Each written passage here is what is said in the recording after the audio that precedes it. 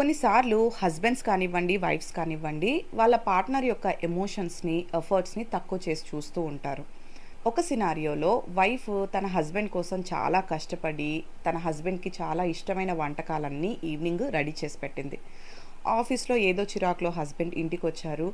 చక్కగా భోజనం చేసి వెళ్ళిపోతూ ఉన్నారు. వైఫ్ ఒక్క నిమిషం ఆపి, "నేను మీకోసం ఇంతగా కష్టపడి ఇన్ని వెరైటీస్ చేశాను.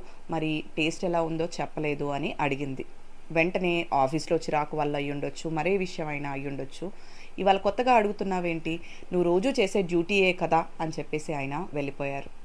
వైఫ్ అడిగినప్పుడైనా సరే, బాగా చేశావు అని ఒక చిన్న అప్రిషియేషన్ ఇచ్చినా సరే, నెక్స్ట్ టైమ్ వైఫ్‌కి అలాగే ఎఫర్ట్స్ పెట్టి మరికొన్ని డిషెస్ చేయాలి అనే ఇంట్రెస్ట్ వస్తుంది.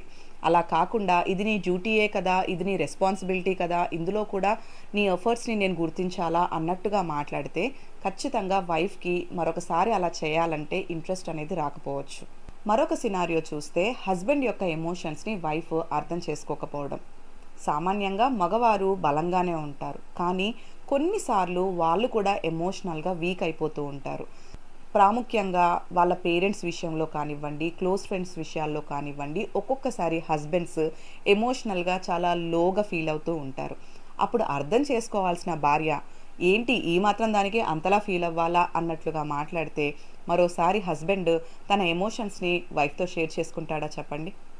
హస్బెండ్ అండ్ వైఫ్ అన్నాక ఒకరి ఎమోషన్స్‌ని ఒకరు గౌరవించాలి. ఒకరి ఎఫర్ట్స్‌ని ఇంకొకరు గుర్తించాలి. అప్పుడే వాళ్ళ మధ్యలో రిలేషన్ ఇంకా స్ట్రాంగ్ అవుతుంది తప్ప, ఎంతసేపు ఎదుటివారి యొక్క ఆలోచనలు కానివ్వండి, వాళ్ళ ఎఫర్ట్స్‌ని కానివ్వండి తక్కువ చేసి చూస్తే మనసుల మధ్యలో దూరం అనేది పెరిగిపోతూ ఉంటుంది.